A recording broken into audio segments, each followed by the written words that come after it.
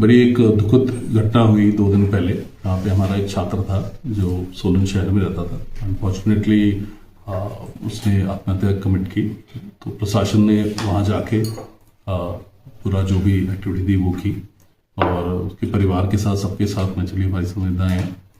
और उसके बाद हमने वहाँ हम गए भी, कुछ हमारे फैकल्टी और स्टाफ, और आज हम यूनिवर्सिटी भी कल आए। कल हमने कंडोलेंस मीटिंग की, उसका यूनिवर्सिटी को क्लोज किया। हमने एक कमेटी फॉर्म की है under vice chancellorship of the former VC of Punjab university, who will independently coordinate with the state government to help find out the real cause and the real reason for the unfortunate incidents। और ये हमारी तरफ से रही। बच्चों द्वारा बार बार अपनी madam का नाम लिया जा रहा है, क्या कार्रवाई हुई उनके ऊपर?